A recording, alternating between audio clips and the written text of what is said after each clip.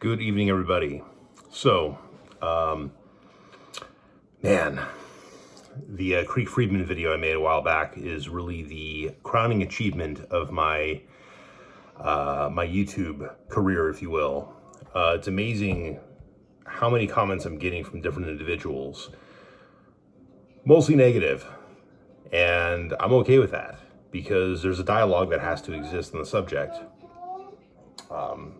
Forgive the cartoons in the background. My boy is up late. We all are. We went to sleep kind of early, so gotta get back to bed in a little bit. But yeah, so this is a narrative. This is a discussion that needs to be made. And but first off, I want to make it very clear: this isn't about skin color for me. This is absolutely not about skin color. And regardless of whether I have ancestors that fought for the Confederacy or were loyal Creeks who fought for the Union, and I have both. I have ancestors that maybe didn't fight for the Confederacy, but had relatives that did, because that was a faction of the Creek tribe that they belonged to. But I have ancestors that were part of the loyal Creek faction, and I'm going to do a video on that pretty soon because history is never a pretty thing. I mean, there could be beautiful moments in history and there could be some very ugly moments in history, and they all need to be addressed. I don't like the fact that the loyal Creeks were attacked by their own people on the way to Kansas and wanted to remain neutral, or that Stan Whitey of the Cherokee Nation had also attacked some of our people. That bothers me a great deal. I'm gonna get into more detail about that in the future. Hopefully the very near future. I just need to do a little more research and get all the details in order. I believe I did a video a while back regarding basically the Mohawks and George Washington, and how pretty much it was the loyalty to the British, not to mention attacking white villages, that ultimately led to why George Washington attacked the Mohawks. That basically he was kind of justified, except later on in time when there was the loyal Mohawks that actually were imprisoned. That was not cool, and that was 100% unjustified. Now, I'm not saying I like the fact that Indian villages got attacked by George Washington. I'm not saying that. I'm just saying a bunch of white settlements were also attacked, and these white settlements were made up of people that whose continental government actually wanted to be allied to the Mohawks and the other five nations, and who refused. And some who would ally, but then later on turned back to the British. So it's a complex issue. On a similar note, with Creek Nation, you have the issue of slavery. You have the issue of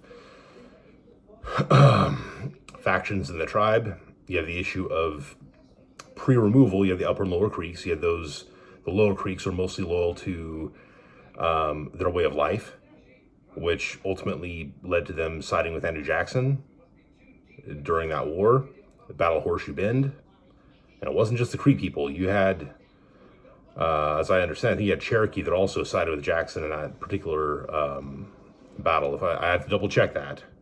I remember seeing something like that on a documentary, and you can't always trust documentaries, so I'm going to go do some research on that too, but I believe that to be the case. Anyways, you have Upper Creeks who wanted to keep their traditional way of life, who wanted to resist encroachment of whites on their land. Totally understandable. I mean, look what happened. You've got the pre-removal Creek migration led by the McIntosh faction, who were lower Creeks. After the death of McIntosh, we're getting out of here. We're moving. We know what's coming. We're moving now. And it was the right decision for them to do that, because Creek Nation as it exists now would not be... Creek Nation as it would become would not have been what it was if not for families like the Perrymans pre-settling places like Tulsa. Okay, like if there wasn't an established Creek Nation west of the Mississippi prior to the removal, like it would have been worse for all the people of the nation, all the Creek people who end up migrating. We're not going to get into the porch band because they're really their own thing at this point. Although there's a lot more relationship between the two groups. Obviously the Hickory Ground issue is not exactly something Oklahoma Creeks liked a whole lot, but I'll leave that for another time. Props to Waylon Gray for standing up at that time. So, and others. But yes, you had the 1836 removal, which basically is you had people that fought for the government against the Seminoles. You had Upper Creeks that fought for the government, the federal government, against the Seminoles. During, I think it was called the Seminole War, if I'm not mistaken, and they came home only to be deported from their own lands. Now, I see all these issues regarding Indian rights have to do with us being kicked off of our own land that we owned before white men showed up, and before black people showed up. Against their will, mind you, but still. This was not their land before it was ours. It was ours first. Okay, and I want to remind anyone in the Creek Freedman Association or who's affiliated with that faction right now to keep that in mind. The real Indians were here first. It doesn't matter that your ancestors were sold by blacks to white people and then sold by white people to Indians. The Creek people didn't bring your people from Africa by force. Yes, we own some of your ancestors, and that sucks. I get it. And watch my, I think my previous video on the subject. I'm not exactly a fan of slavery. Okay, I think it's horrible. But it happened. It was there. Regardless of that, who are the real Indians? You can sit there and say that it's all about, it's all just a political organization, that it has nothing to do with blood lineage. And sure, yeah, there were Uchis that were brought in, and they married in early on. Okay, I just got some comments on one of my videos about that, and I'm going to be honest. I have Barnett ancestors. Well, Tim Pucci Barnard, also known as Timothy Barnett, his dad was white, his mother was Uchi. His wife was Creek. That means his children were Creek. Either way, they were Indian, but most importantly, they were Creek Indian and Uchi, and a little bit of white as well. But as Uchi Indians, they were now part of the Creek tribe. Now, there's some who went with the Cherokee, there's some who went with the Creek. And the Uchis pretty much all have Creek blood. All the Creek Uchis have Creek blood. Okay, I dare anybody to find me a Uchi Indian that does not have Creek blood, but is still a citizen of Creek Nation. Do your research on that. Do your due diligence on that before bringing that up as an argument, as a counter argument to what I'm saying. Yes, we took in other Indians. Back in the old days, we took in other people, right? But the thing is,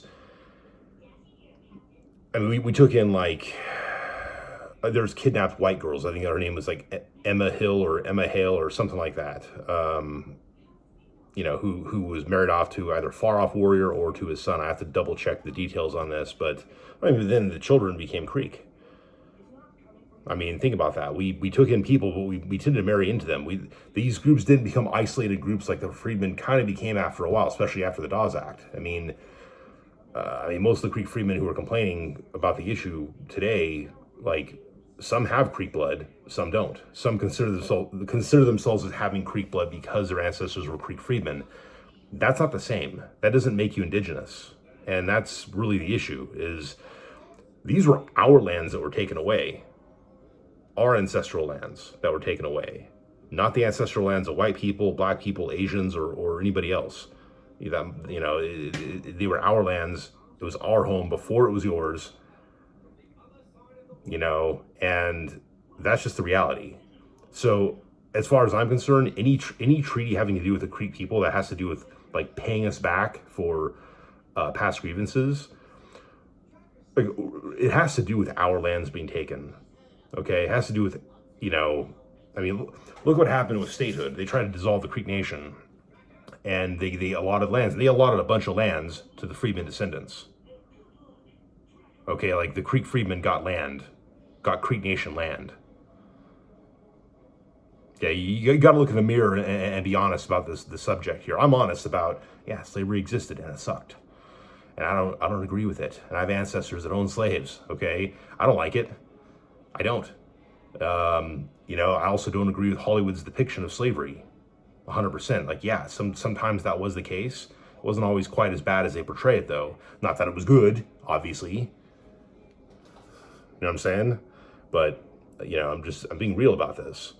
So be real with me about this. Be real with your comments. Be look into this. Don't just say, oh no, well, you can't take away citizenship of people that were brought into the tribe before because Creek Nation is a political entity. Yeah, it's a political entity. It sure is.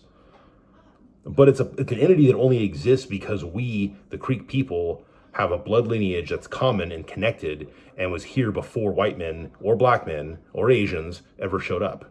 Okay, like we were here first. And that's why we're the indigenous people. Okay, so I mean, you got to keep that in mind. You know, I understand a lot of Creek Freedmen want to feel like they belong. They don't want to feel like they're constantly being kicked out of this and that, because I know there's a huge issue within the black community of feeling like, you know, left out and mistreated and all that type of stuff. And yeah, there's history of past grievances. I get that. Like I said before, though, I mean, well, a couple things. Like, one, you're all citizens of the best country in the world, the United States of America. Like everyone can better themselves. Yeah, and that includes poor Indians, okay, who want to live on reservations and who don't want to actually leave and who want all the good stuff to come to them and they don't want to go out and get it. It sucks, but I mean, the reason I'm in California is because my grandma and grandpa left Oklahoma and my mom left as a little girl, and I've been back to Oklahoma. I've lived there and I love the people there, okay, but like the opportunities just aren't the same, and like everyone knows it. Okay, like they're like, yeah, there's more jobs in the tribe now than there used to be, but that still isn't saying much considering that we're not a completely independent economy that's like first world. Okay, like we only have our first world technologies and stuff because of treaty money. Okay, like if we took in a bunch of people now, would the federal government be giving us more money because we have more citizens? Or would they be dividing the existing monies between all of us? And that's an issue that needs to be thought of before anyone in the tribe currently who has the blood says, oh yeah, we should bring the freedmen back in. Well, we got to think about resources too. And I know that in the 1970s, resources was an issue, but also the control of the government was a big issue. I mean, they didn't want mixed bloods, period. And Chief Claude Cox himself was a mixed blood, and he wanted more power for the full bloods. And on one hand, I kind of get it. I mean, I'm not saying I want the full bloods to own everything and have all the positions of power. I think that's stupid, and it's also ahistorical, because I mean, there's a whole list of chiefs that were mixed blooded back in the day, okay, before, like pre-removal, okay, and all the portraits, like most of the portraits, I should say, that are of our chiefs from that time period, they're mixed bloods. They're not full bloods. They look like full bloods, some of them, but they're not full bloods. Like they're half bloods or three-quarter bloods and things like that. And yet they still held the most important positions in the tribe. So no, I don't think full-blooded is more correct. I definitely don't think that. But I do understand why there was a need to say we want to have people we only want people in government positions if they're a quarter or more, and we only want people that are Creek by blood in the tribe. I definitely get why they did that. I understand it. So I would to all the younger people in the tribe and those who maybe, I hate to say this, less educated on the subject, you need to look at the Creek Treaty of 1866. Go through with a fine-tooth comb, look at it, and see what you think what do you think it means? Because I've done it, and I'm telling you, it was not in the best interest of the Muskogee Indian people. It was not. It definitely was in the best interest of the freedmen, for sure, and definitely in the better interest of the federal government. But it was not in the best interest of real Indians. Okay. Now, I've mentioned before, there are freedmen descendants that have Creek blood, and I think there should be some way of amending our Constitution to allow those particular freedmen to come back. But basically, I mean, there's a lot of freedmen that can't prove and that don't have any known Indian blood. And those individuals, I'm sorry, they're not really Indians. And again, this isn't about skin color. I've mentioned in the comments, I mentioned in the videos, I've got two cousins who have like half black daughters, and I mean, due to our blood lineage in the tribe, not to mention our matrilineal descent, those girls, they're Turtle Clan. Okay, those girls, these half black descendants who look more than half black, to be honest, you know, they are Creek Indians by blood. I don't see them as you know, as black. I don't see them as, you know, only a little bit Creek Indian or whatever. I see them as being citizens of Creek Nation. I see them as family, of course, but I see, you know, but I see them as far as relating to this issue, I see them as Creek Nation citizens by blood. And the most important lineage you can have in the nation is matrilineal descent. That is the most important way that you can gain, you know, that you should be able to gain citizenship in the tribe is, and your place in traditional society within the tribe has to do with your matrilineal descent. Who your mother is, who her mother, and her mother, her mother, her mother, okay? Not who your mother's father's father's mother's father's mother's father's father's, you know, or whatever, okay? It doesn't go in that zigzaggy line traditionally. It goes in the female lineage. So, I mean, yeah, granted, my son is, you know, he's a citizen through me, but, you know, I mean, the tribe allows that. But traditionally, like your place in the tribe, as far as in the ceremonial grounds, like where you sit during green corn and things like that, all has to do with your matrilineal descent. So I encourage anyone who's interested to look into that subject. Swanton did a really good book on the subject, which you can find in the Okmulgee Library. Okmulgee, yeah, the tribes, spinning here. The Okmulgee Archive has a library, and there's some good books there. And yeah, look up some books on Swanton. He did several books on the subject of Creek Indians and also other tribes. So, but yeah, guys, this isn't an issue of skin color for me. I don't really care what your skin color is. I care as far as your citizenship in the tribe. I only care that you have blood lineage. You can look like a full blood.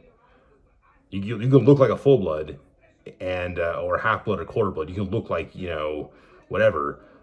If you don't have Muskogee Indian lineage that you can prove, you shouldn't get citizenship in the tribe. You can say, well, I'm adopted and my biological parents were adopted and their biological parents were adopted, but I believe I have Creek Indian lineage. Well, it doesn't matter. You have to be able to prove through a paper trail your blood lineage. And that's the issue also with the final Dawes rule, is it's not perfect. It is not perfect. And yes, I think there were some individuals that may, based upon possible racist tendencies, may have labeled some of the freedmen as being freedmen instead of Creeks by blood, because they did have, like, maybe their daddy was actually Creek, like full blood, you know, things like that. Or maybe they were themselves like a quarter or an eighth or maybe half, but basically were listed as freedmen. And there may have been instances, like I know my great uncle Albert Pike McKillop was attorney for Creek Nation. There's one woman who said, "Oh, my mother's a full-fledged Indian," she says. And he listed her as a freedman because her dad was black. And I'm looking at it going, why did he do that exactly? Like, when I hear the term full-fledged Indian, I'm just like going, that doesn't sound like, you know, I wonder if he thought she was just like full of crap. I don't know. Like, I don't know. Like, when I read that, it just sounded weird to me. So I don't really know, because I wasn't there. But and this is like in the 1900s, like, you know, like this is during the final Dawes Act. So I wasn't there. I don't know for sure. There could have been some race tendencies. Maybe there were. I don't know. Maybe. I mean, that I wouldn't be surprised. But at the same time, like, as imperfect as the system is, it creates a basis for which we can trace back to and say, okay, if your ancestors were on this rule and from this point moving forward, you've got birth, marriage, and death records, because now you have the state of Oklahoma instead of just simply the Indian Territory, where there were no birth, marriage, or death certificates being issued. Okay, now you have a better paper trail proving your lineage. That didn't exist prior to the Dawes Act. I mean, you had census records. Like, I have ancestors I know for a fact were on the Greenleaf 1882, I think it's 82, or 81, or 83. It was like 81, 82, 83. I think it was 82, though. Like, Creek census. I have ancestors that were on the Arbika census of that year. I think either Coweta or... There's definitely some Coweta and Big Spring census records that I have ancestors on. So, I know for a fact these are my ancestors. It's obvious when you look at the family tree from the later Dawes rolls that collect your family data, like says, okay, here you are, these are your parents, and it's like a family group. Here's mommy, here's daddy, here's children, and then each person, it says, this is your father, this is your mother, this is the tribal town they belong to, and whether they're dead or alive. And there are definitely imperfections on that. I mean, no doubt about that. Like in terms of tribal town affiliation, like they've actually messed up on some of that. And you can tell with the earlier records, you can tell by other records from the same time period which ones are more correct and which ones are less correct. But regardless of any of that, I mean, you've got,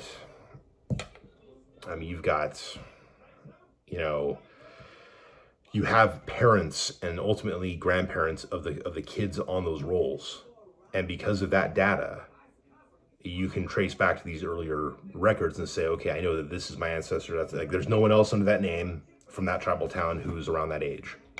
This has to be my ancestor. Like, you can do things like that. That's when you try to disprove that it's your ancestor, you find out you can only end up proving that that's your ancestor.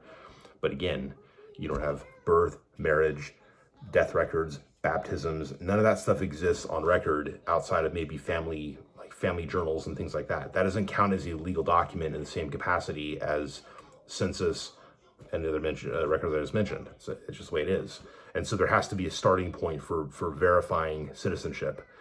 It's like my buddy's dad has Irish citizenship. Well, the dad's grandfather came from Ireland.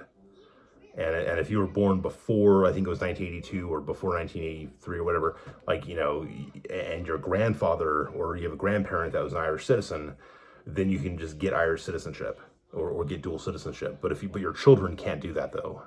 There's always, every nation has its own rules and laws about the way it does things. And if you go back to earlier Irish records, I mean, at some point you start to lose your ability to trace back with birth, marriage, and death records. Like, you might more easily find census or immigration records or a baptism record, but you're not going to find a regular, because, I mean, Ireland was part of the UK at the time. So, nations change hands, it seems, and as a result of that, you get a record change, and you get wars and all kinds of stuff. Records get destroyed, and it sucks. So, anyways, that's a bit of a different issue, but basically, long story short, the issue for me is, you want to be Creek, you gotta be Creek by blood.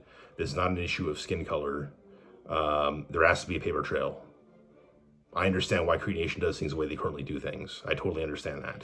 Not perfect system, no system is, but some people will never be happy unless it's the perfect system, and everything's done 100% to their needs, wishes, and desires. And unfortunately, that's just not how life is. I mean, sure, I would love it if the federal government just gave us tons of money and that I can just collect money forever because I'm Indian, and that, I can get rent money from whites and blacks and Asians and whatever else living in Alabama and Georgia where my ancestors are from. I would love that. Are you kidding me? I would love that. It'd be great. I wouldn't have to work as hard. It'd be easier to take care of my own family.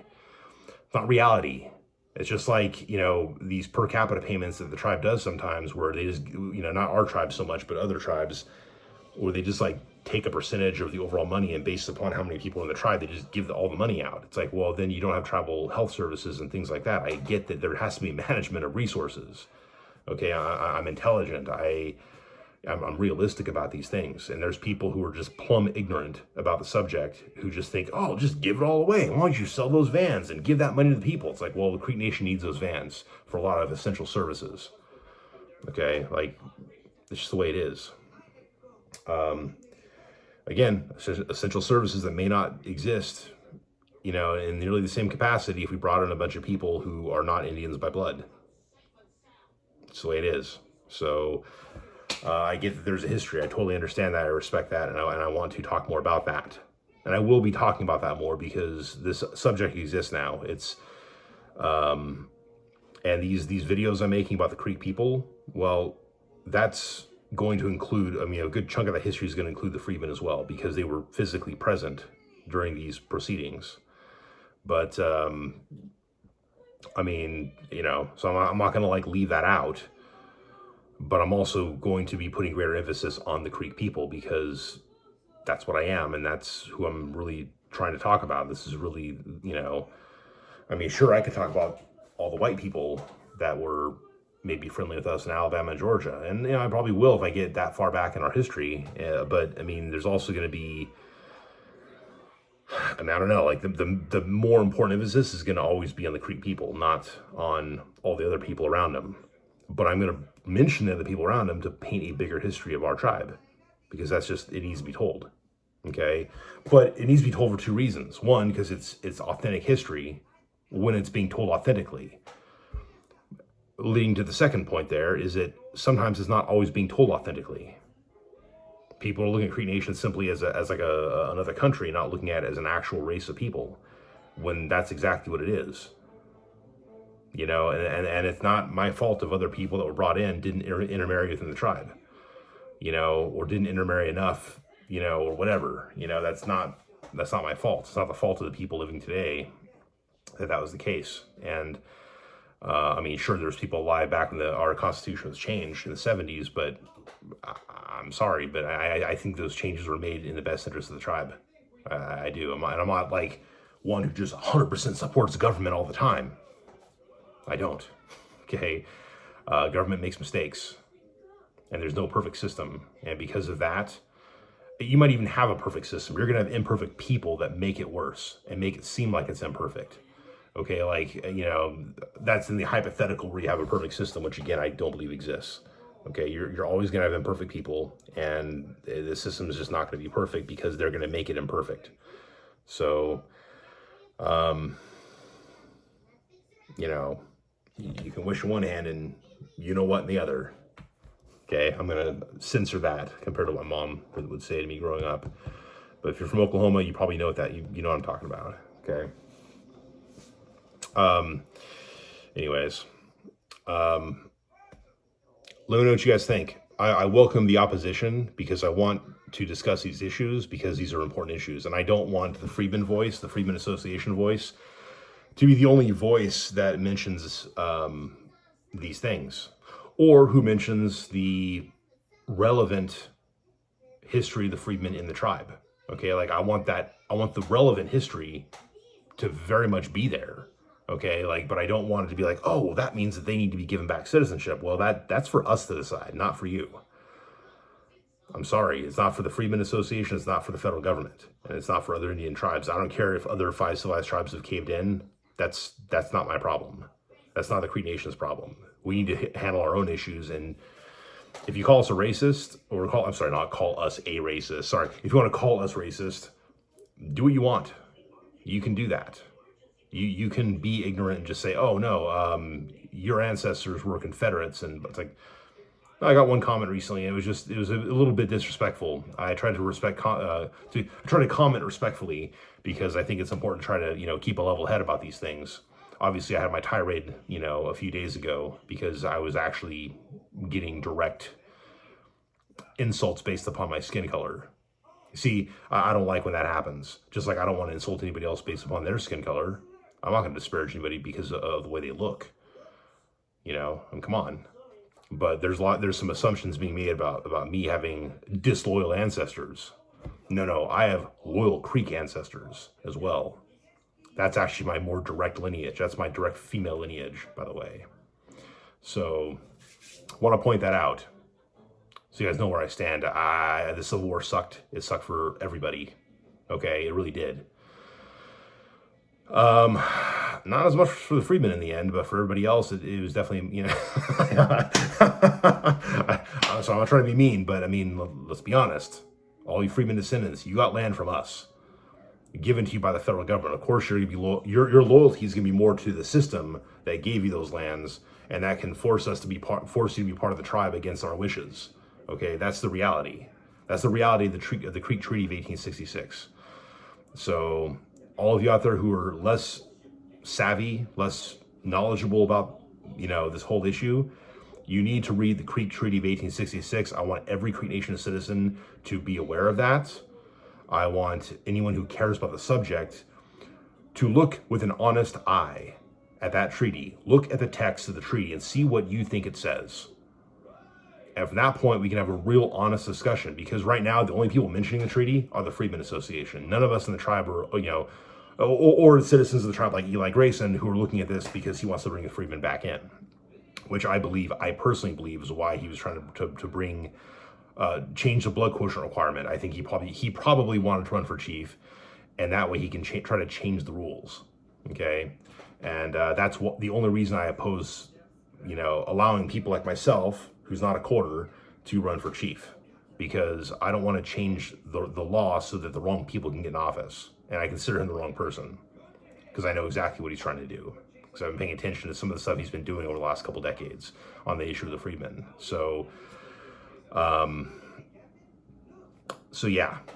Anyways, it's a 30-minute video. I don't want to go any further. I don't want to name call people, but he's made himself a spectacle on this issue in Muskogee Nation news and outside the Muskogee Nation news.